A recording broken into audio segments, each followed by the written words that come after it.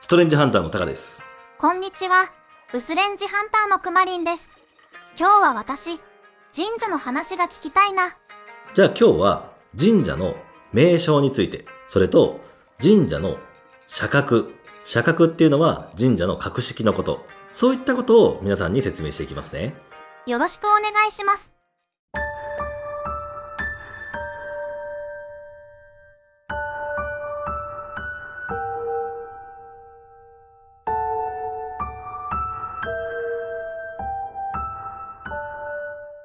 皆さん普段の生活で名刺交換とかってしますよね。その時に相手が微妙な風貌だったとしても、突然大きい会社の代表取締役とか役員とか、そんな名刺をもし出された時、結構ビビる人っていますよね。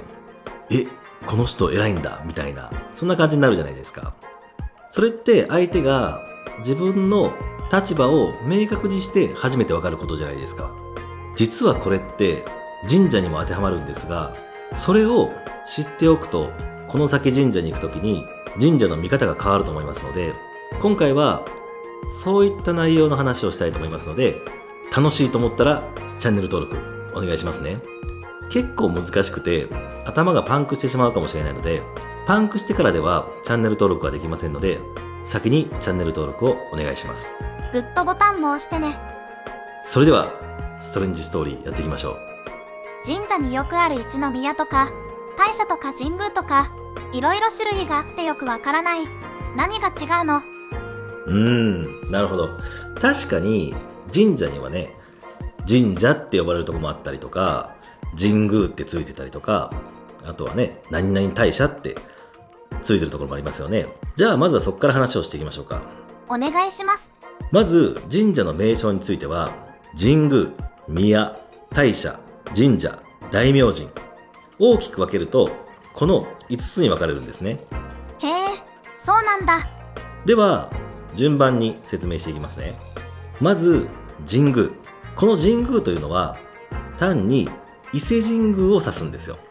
でも伊勢神宮以外にも〇〇神宮っていう名前が付けられている神社もあるんですが、そういう神社には高祖というのが祀られているんですね。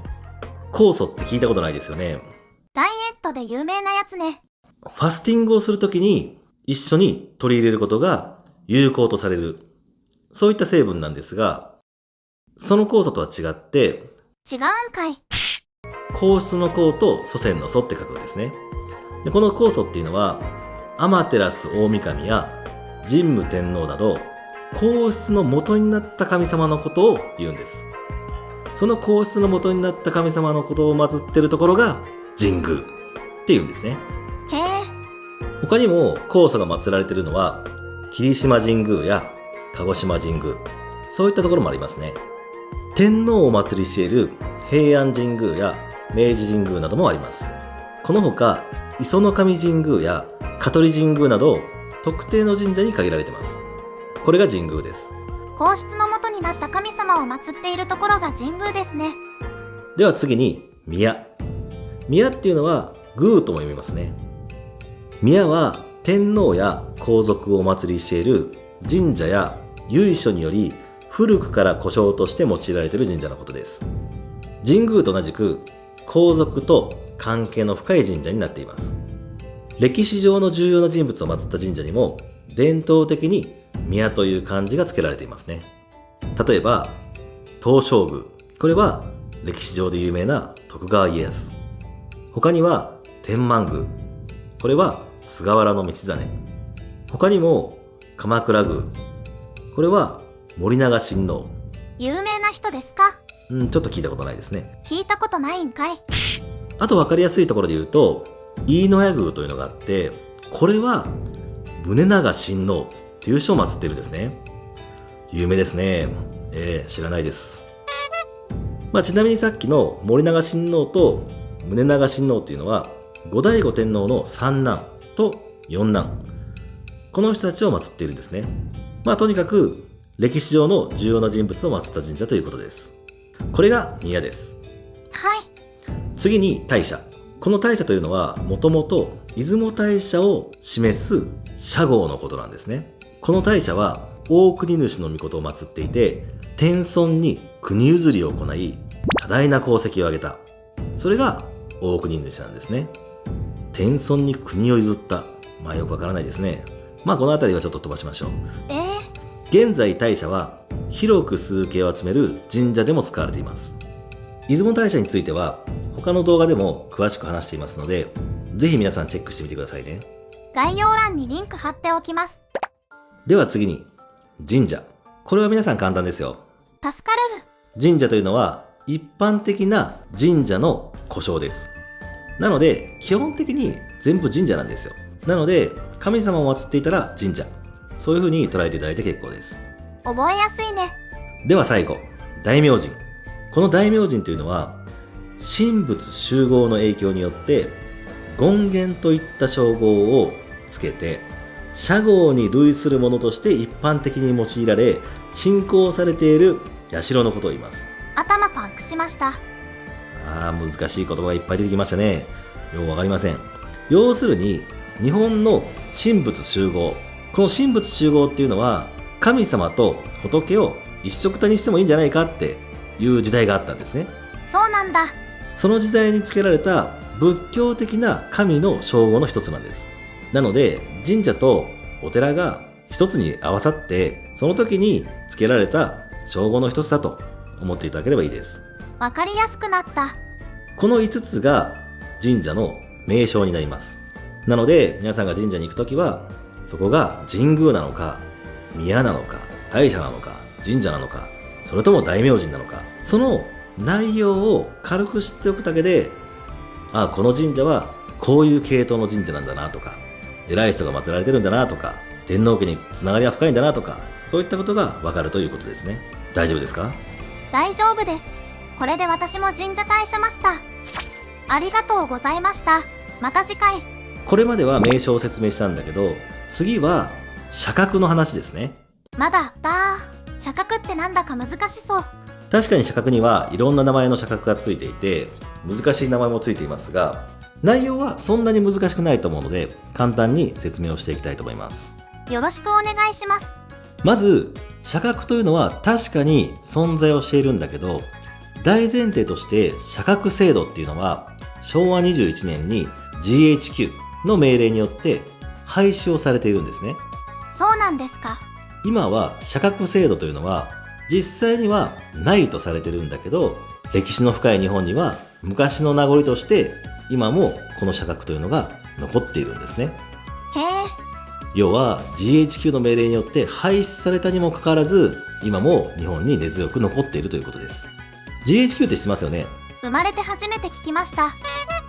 GHQ っていうのは連合国最高司令官総司令部のことを言いまして、マッカーサーとかね、ああいうのが来ましたよね。その時にこの連合国最高司令官総司令部っていうのがいろんなね日本の改革をねしようとして指示をしたんですよ。なので、GHQ に関しては別に覚えなくていいです。助かる。覚えないといけないのはここから説明する社格。これねすごく簡単なんでね覚えてくださいね。はい。じゃあ行きましょう。社格というのは縁起式、明神大社、官社、官兵社、国兵社、大きく分けるとこの5つに分かれます。ではこれも順番に1つずつ説明していきますね。お願いします。まず最初に縁起式。縁起式っていうのは古代法典のことなんです。なんと全50巻もあるめちゃくちゃ長い古代法典なんですが、その中で神社一覧が書かれている9巻と10巻は縁起式神明帳って呼ばれていて、そこに書いてある神社のことを縁起式内社、すなわち縁起式っていう風に略されて呼ばれています。この縁起式は神社の一覧を表記している最も古いものです。ここに表記されている神社はなんと2861社もあります。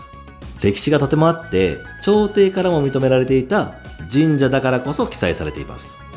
縁起式神明帳に記載がある神社を式内社って呼びます。他には存在は認められていたが記載されていない神社は式下社というふうに言われます。記載があるのが式内社、記載がないの式下社ですね。記載されていない理由っていうのはいくつかあって、歴史が古くてもダメなところもあるんです。例えば朝廷の勢力範囲外の神社、こういうのは記載されていません。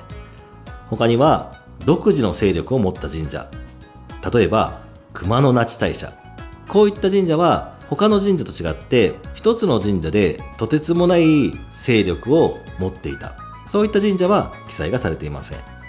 あとは神仏集合によって仏を祀る寺となった神社、さっきも少し出てきましたが、神仏集合、神様と仏を一緒くたにしましたと。で、一緒くたにしているうちに寺の方がいいなっていう風になったのか知らないけど、神様じゃなく仏だけを祀る、要はもう寺なんですね。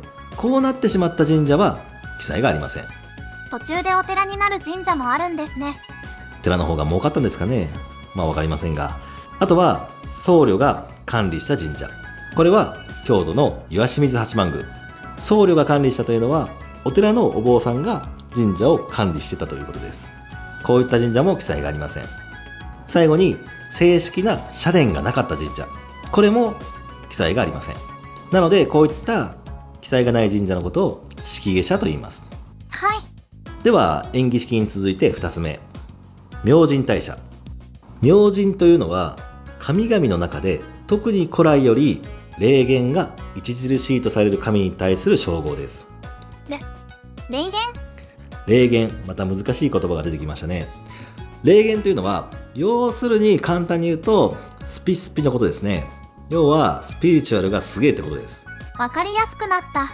なんかそこで祈りを捧げたら空から光が落ちてきたとかね、そこでお願い事をしたら神様が降りてきてなんちゃらかんちゃらみたいな、要は現実的にはなかなか体験できないような、不思議なことが起こったっていうのを霊言っていうんですね。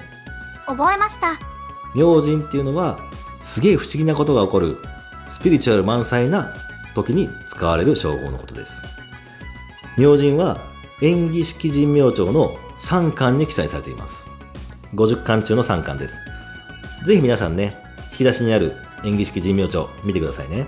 持ってるわけないやないかい。縁起式の中でもさらに選ばれし神社です。上賀茂神社、下賀茂神社、河合神社、塩釜神社、松尾大社、熱田神宮、こういった有名な神社が200社以上記載されています。今名前を挙げた神社はマネクマチャンネルでも紹介していますので、ぜひチェックしてみてくださいね。マネクマチャンネルの再生リストにまとめてありますのでぜひご覧ください。それでは3つ目、感謝です。これは神様へ献上する布、お酒、現代ではお金です。そういったものを朝廷や宮内省からもらう神社のことを感謝と言います。お金くれてありがとう、そういうふうに感謝をしているわけです。あははははははは。そうでないものを非感謝と言います。要はお金をくれないから感謝はしない、非感謝ということですね。明治以降は諸社、民社とも呼ばれていました。次に寛平社。これはちょっと社格とはちょっとまた違うんですが、明治以降の感謝の呼び方なんです。へえ。なので神社に行って鳥居をくぐるときに横に石碑とかがあるんですが、そこに感謝とか寛平社って書かれているのを見て、寛平社と書かれていたら明治以降の呼び方をそこに記載したんだなと、そういうふうに思っていただければいいです。そんな見分け方があるんだね。寛平社には皇室の崇敬を受けた神社、天皇皇室をご祭神とする神社が選ばれています。ややこしいから表にしました。こういうことだね。では最後に国平社。寛平社に次ぐ社格です。寛平社の方が上ってことだね。古くは国司から神様へ献上するものを贈られた神社です。国司って何？国司というのは中央から派遣された貴族の中から選ばれた役人です。その役人が地方に置かれると国司という名前になります。へえ、そうなんだ。明治以降は国庫から贈られています。国庫というのは国の金庫のことですね。国の金庫からお金などを贈られているのが国平社です。国平社には地方との関係に重きを置いている神社が選ばれています。主に国土の経営に功績があった神様を祀っています。さっき出てきた官兵者と国兵者の違いはあるの？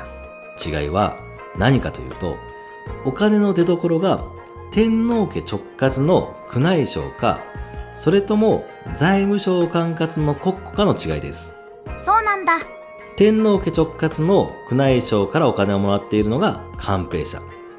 財務省管轄の国庫からお金をもらっているのが国兵者です。この違いを知っておくといいでしょう。では、伊勢神宮はこの社格のどれに当てはまると思いますか？国兵者ですか？それとも官兵者ですか？演技式ですかね？演技式かな。実は伊勢神宮はそういった社格に入っていないんです。なぜ入っていないかというと、伊勢神宮というのは別格なんですね。なので社格という扱いではなく、社格を超越する存在ですので、伊勢神宮には社格というのがありません。それはすごい。それぐらい伊勢神宮は別格なんだと、そういうふうに思っていただければいいです。ではちょっとね、別件なんですが、別表神社っていうのがあって、この別表神社というのは国が管理する近代社格制度っていうのが戦後に廃止されて、伊勢神宮を除く全ての神社が対等の立場になったんですね。全ての神社が同じ扱いだと、そこに関わる神職の方の人事に関して不都合が起こるんです。なのでこの別表神社に記載されて特別な扱いをすることと定められている神社のことです。社格のような神社の格付けではなく、あくまでも神職の人事のみに関わる区別なんですね。別表に掲げられている神社は社殿や境内、神職の数などの面で比較的大きな規模の神社が記載されています。これは社格ではなく区別です。でも一般的には一種の格付けとして認知はされていますね。なので別表神社のことを一応お話をしていきました。ありがとうございます。いろんな社格があるのが分かりました。でも神社って最終的には一宮に行っておけばいいんじゃないの？確かに一宮に行くことは悪いことではありません。もともと一宮っていうのは記録が残されているわけではなくて、現在の都道府県ではなく廃藩置県の前に旧国内で最も社格が高い神社のことを言うんですね。なので各県に一宮というのが必ずあるわけではなくて、昔の藩それごとに一宮が置かれていたので、今は一宮が複数ある県もあったり、一宮がない県もある、そういう感じになっています。この一宮というのは公的な保障を受けたものではなくて、自然発生的に生まれた評価で、その地域の中で最も崇敬されている一番の宮というシンプルなものです。覚えやすいね。なのでその地域に根付いた、その地域で一番愛されている神社が一宮となっていった、そういう感じです。それではまとめになりますが、社格が高いということも大切ですが、自分が訪れて心地いいなって感じることができる神社に行くのがベストです。その基準は分かりやすいね。神社って日本に本当にたくさんありますが、鳥居をくぐる前からこの神社なんか雰囲気すごくいいなとか、なんか自分にすごく合ってるなとか、そういうのを直感で感じることができる神社に行くのがいいとされていますので、その直感的なことに加えて今日皆さんに伝えた神社の名称だったり神社の社格、そういったものを少し頭に入れておくといいと思います。これを全部覚えろっていうとなかなか大変かと思います。なので少しだけちょっと触りだけでも知っておくと、この神社はもしかしたらすごく格式が高い神社なんじゃないかって入るときに気づけて、そういった意識で見ることができるのでいいんじゃないでしょうか。難しかったけど知れてよかったです。それでは今回は神社の名称と社格についてお話をしました。ありがとうございました。それでは皆さん、次回のストレンジストーリーを楽しみにしておいてください。また見てね。